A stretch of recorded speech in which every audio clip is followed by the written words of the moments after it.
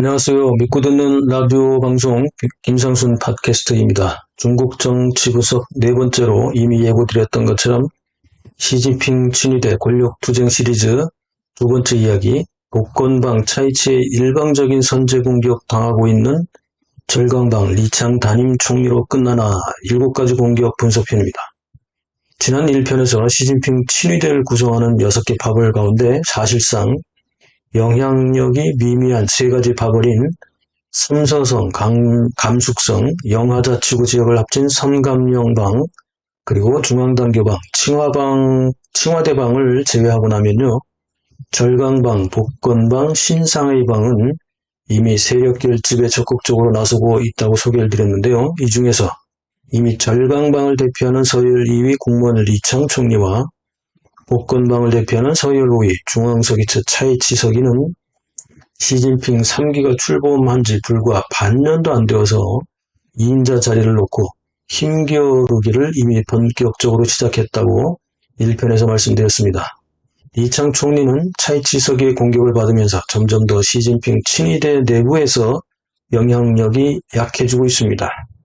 이번 시진핑 친위대 권력투쟁 두 번째 시간에는 서열 2위 공무원 총리 리창에 대해서 복건방 차이치 중앙서기처 서기의 7가지 선제 공격에 대한 내용을 상세히 말씀드리겠습니다. 김상순 TV에서 못다한 얘기를 여기서 더 풀어서 얘기를 합니다. 첫째, 차이치의 공무원 인사권에 개입한 내용인데요. 공무원 인사에서 리창 총리가 정권을 행사하지 못하고 있고요. 오히려 정적으로 부상한 중앙서기처 차이치 서기가 점차 개입하고 있는 내용입니다. 공무원은 행정부이고 행정부의 수반인 총리가 인사권을 행사하는 것이 맞죠? 당조직을 관리하는 중앙서기처 서기가 공무원 내부의 인사에 관여하다니요. 이건 말이 안 되죠? 그런데 사실이라면 리창 총리의 당내 영향력 하락 여부와 관련하여 이 사항은 확실한 증거가 되죠. 2가지 사례를 소개하겠습니다. 첫 번째 사례는 올해 9월 28일 공무원 산하 중앙재경부의 고위급 회의에서 란푸안이 재정부의 당서기로 임명되었는데 재정부 당서기가 통상적으로 재정부 장관을 겸임하기 때문에 조만간 차기 재정부 장관이 란푸안이 되겠죠. 그렇다면 란푸안이 누구냐? 바로 중앙서기처 차이치 서기의 복건방에 속하는 허리펑 공무원 부총리의 수하입니다. 허리펑 역시 시진핑과의 복건성 당시 인연으로 지금까지 승승장구한 시진핑 친위대의 중요한 일원이며 복건방을 대표하는 차이치의 연합군입니다. 복건방을 이끈 차이치와 허리펑이 연합하여 절강방을 대표하는 리창 공무원 총리의 힘을 빼고 있는 것으로 분석될 수 있는데요.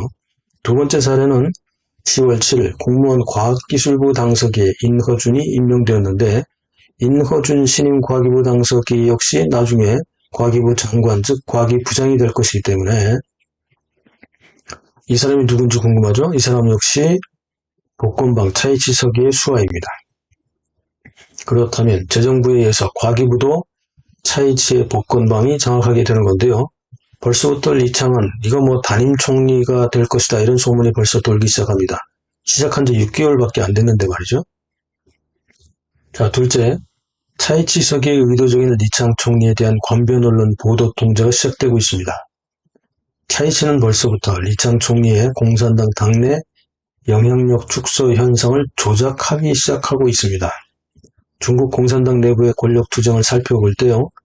일반인들에게는 잘 안 나타나지만 그러나 명확하게 그 변화를 읽을 수 있는 것이 2가지가 있는데요. 간단하게 꼽으면 2가지인데 하나는 해당 인물에 대해 의전이 지속되느냐 변하냐 이거고 다른 하나는 해당 인물에 대한 관변 언론의 보도 내용이 어떠냐 이겁니다.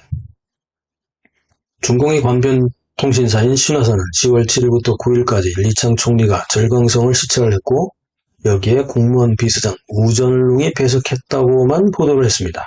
그리고 중공의 관변 언론들은 통신사인 신화사의 이 기사를 모두 베껴서 그대로 보도할 수밖에 없죠. 그렇다면 중공 언론을 관장하는 차이치는 중국 인민들에게 무슨 메시지를 보내려 했던 걸까요? 당원들에게 또 무슨 메시지를 보낸 걸까요? 일반적으로 공무원 부총리가 지방을 시찰해도 해당 지방정부의 1인자, 2인자가 배석을 하게 되어 있고요. 이런 내용이 공산당 기관지인 신화사나 인민일보에 보도되게 되어 있습니다. 그런데 총리가 갔는데 절강성의 1인자인 당석이나 2인자인 성장이 리창의 시찰에 배석을 했는지 안 했는지조차 보도가 되지 않았다? 이건 이상하죠. 이건 숨겨진 의미가 있는 거지. 그런데 리창의 지방 시찰에 시찰에 대한 보도가 이번뿐만이 아니라는 거죠. 다른 데도 또 마찬가지였습니다. 중공의 권력 구조에서 영향력을 알 수 있는 의전과 보도, 이 두 가지 측면에서 리창 총리가 분명히 배제되고 있거나 견제당하고 있다는 것이 분명한 거죠. 이건 또한 시진핑 총書記의 눈에서 멀어졌다는 것으로도 읽을 수 있습니다. 자, 리창 총리가 절강성에 간 것은 아시안게임 폐막식 행사 연설을 위해서 간 건데요. 관례상 지방당조직과 지방정부의 1인자인 당석이와 성장이 총리를 배석한 것은 당연합니다만 중앙서기처를 관장하는 차이치는 관변 언론의 보도에서는 단지 리창 총리와 총리의 비서실장인 우정룽에 대한 기사만 보도되었습니다. 그러나 중공의 관영 CCTV 뉴스인 연합보도에서는 화면에 아시안게임 폐막식을 위해 방문한 리창 총리를 절강성 1인자인 당석이와 절강성 2인자인 성장이 행사에 배석하는 장면이 그대로 노출되었습니다. 국제행사 장면까지 차이치가 조작을 할 수는 없었지만 혹은 할 필요까지 없었겠죠. 신화사 보도는 절강성 당석이와 성장이 배석했다는 문구를 빼버렸는데 사실상 이런 정도로도 사람들에게 리창 총리가 통제당하고 있다는 충분한 신호를 줄 수 있기 때문입니다. 오히려 이렇게 하는 것이 더 정확한 신호가 되는 거죠. 셋째, 공산당의 중요한 회의에 리창 총리가 참여하지 못하게 했다는 겁니다. 10월 9일 노동자를 대표하는 중국 전국공회 제18차 전국대표대회가 북경 인민대회당에서 개최되었는데요. 여기에 7명의 상무위원 중에서 시진핑을 비롯한 6명이 모두 참석했고요. 명목상 서열 2위인 리창 국무원 총리는 불참했습니다. 중국 전국공회 전국대표대회는 노동자의 나라는 중국에서 가장 중요하게 여기는 전체 회의 중에 하나죠. 우리식으로 번역을 하자면 중국 전국 노동조합 중앙회의 전국 대의원 대표대회인 셈이고요. 엄청난 회의죠. 중공의 7인 상무위원이 모두 참여하는 중요한 회의인데 이 자리에서 서열 2위인 리창 국무원 총리가 불참했다? 이거 이상합니다. 그리고 서열 5위인 중앙서기처 제1서기인 차이치가 시진핑에 이어서 이 회의에서 대표 발언을 했고 리창은 이 자리에 불참한 것입니다. 물론 중공의 총공회 업무는 당을 관리하는 중앙서기처 제1서기 차이치의 몫이기는 하지만 이런 자리에 국무원 총리 겸 중공의 상무위원이자 서열 2위인 리창 총리가 배제되는 것은 정상적으로는 정말 있을 수 없는 이례적인 일이죠. 시진핑과 매번 티격태격하던 리커창 전 총리 시절에도 이런 일은 없었습니다. 게다가 중국 전국공회 전국대표대회에서 주요 업무는 공산당 당 중앙뿐만이 아니라 국무원에도 노동자들과 관련된 업무와 사상 등을 보고하는 자리이기 때문입니다. 즉 국무원 총리가 반드시 있어야 하는 자리였던 겁니다. 물론 이 회의가 열리기 전인 10월 8일 절강성 항저에서 아시안게임 폐막식에 리창 총리가 참석했지만 당일 혹은 중국 공회 회의가 열리는 9일 새벽에 북경으로 이동하여 회의에 참석할 수도 있었지만 리창은 그러지를 못했습니다. 리창은 게다가 9일 중요한 일정도 없었거든요. 시진핑의 총애를 받아 불시에 예상을 깨고 2인자 국무원 총리로 올라가는 리창은 뭔가 시진핑과의 불협화음으로 불참을 당한 것으로 해석되기도 할 정도입니다. 넷째, 차이치 서기의 리창 총리 손발 묶기 공작입니다. 지난 9월 13일부터 14일까지 중공 전국 당위원회와 정부의 비서실장 회의가 북경에서 개최되었습니다. 중공과 중국 역사상 처음 있는 당과 공무원의 모든 전국에 있는 비서실장과 비서들이 모인 전국회의인데요. 그렇다면 누가 이 회의를 관장할까요? 당과 정부 조직을 모두 아우르는 중앙서기처 제1서기가 맞는데 주인공은 바로 복건방의 대표인 차이치 서기입니다. 중공이 통제하는 중국의 각 부문의 비서와 비서실장들은 모두 자신이 모시는 상사를 보필하는 자리죠. 그런데 그런 사람들을 중앙서기처 제1서기인 차이치가, 그것도 전국의 각 지방 당조직과 지방정부의 비서들을 모두 불러 모아 중앙에서 지시를 내린다는 건요, 어떤 의미가 될까요? 그런데 이 자리에는 당연히 공무원 총리 리창의 비서실장인 우정농 비서실장도 참석을 했고, 공무원 소속의 각 부문 장관 즉 부장 비서들도 참석했고, 총리 비서실장도 참석을 해서 앞으로는 차이치의 수하가 되어 전국의 비서와 비서실장들은 차이치에게 중요한 업무와 보고를 해야 합니다. 리창 총리는 자신의 비서실장인 우정농을 차이치에게 통제당하기 시작한 것이죠. 우정농이 만약 리창과의 의리를 위해서 차이치에게 복종하지 않는다면 차이치는 자연스럽게 우정농을 쫓아내고 자신의 신복을 심으면 되죠. 우정농이 앞으로 어떻게 할까요? 이걸 지켜볼 만하고요. 이 모든 것은 시진핑의 승인을 얻었기에 가능한 일입니다. 이게 중요하죠. 중공이 항상 말하는 당 중앙과 당 중앙의 지시는 총서기를 의미하지만 비교적 작은 일은 이를 관장하는 중앙서기처 제1서기의 몫이기 때문입니다. 중앙서기처 제1서기인 차이치는 시진핑에게 허가를 받고 움직이기 시작했고 리창의 손발까지 묶어버린 겁니다. 다섯째, 차이치의 고의적인 리창 총리에 대한 의전 박대입니다. 리창은 공무원 총리 취임 이후 2번의 해외 방문을 했는데요. 이때 크게 기사화된 것은 리창이 전용기를 사용하지 않고 민용기를 사용했다는 것이었습니다. 왜냐하면 시진핑이 집권하면서 중앙의 8가지 규정을 정할 때 중공 총서기와 공무원 총리는 전용기를 사용하도록 했고 리커창 전 총리는 전용기를 사용해 왔습니다. 그런데 리창 총리는 왜 전용기를 사용하지 않았을까요? 한간에는 리창이 스스로 격을 낮추기 위해 그랬다는데 사실과 다른 얘기가 있습니다. 바로 차이치의 고의적인 리창 의전 박대라는 겁니다.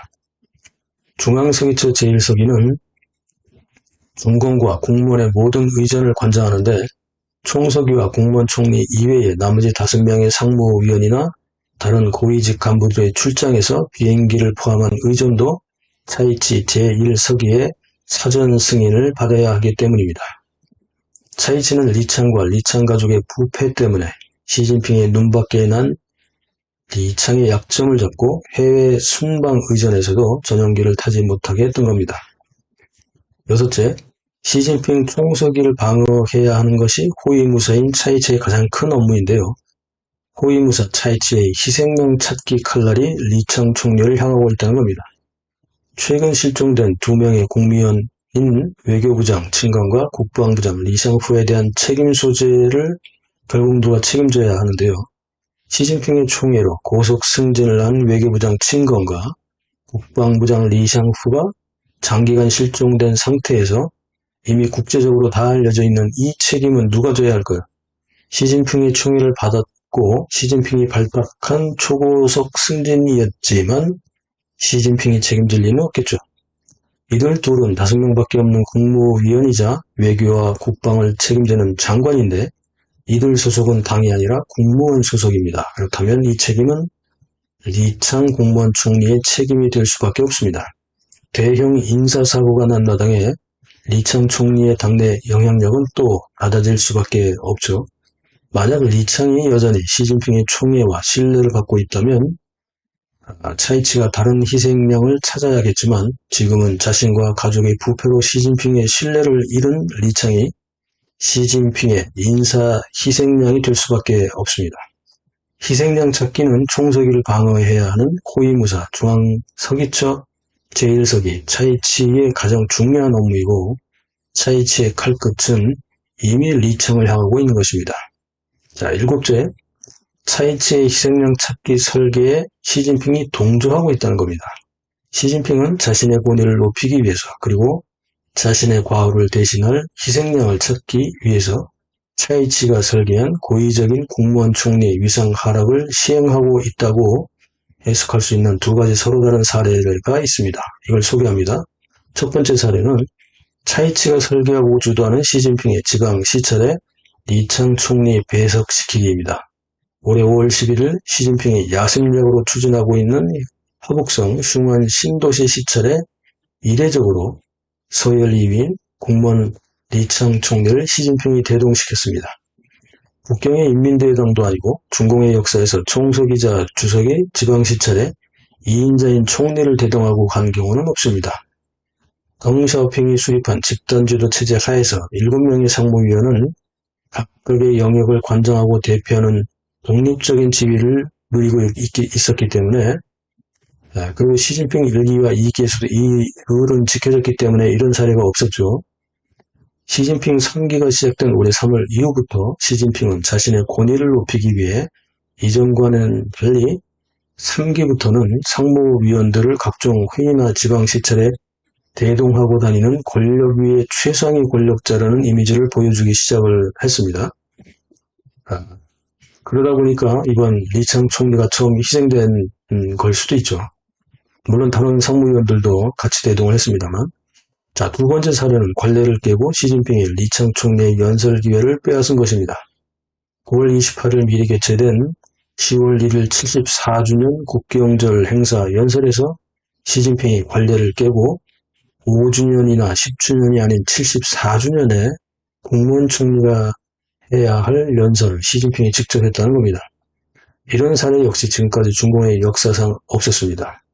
이런 아이디어도 시진핑이 아니라 모든 행사를 주관하는 차이치의 작품으로 봐야 하는 거죠.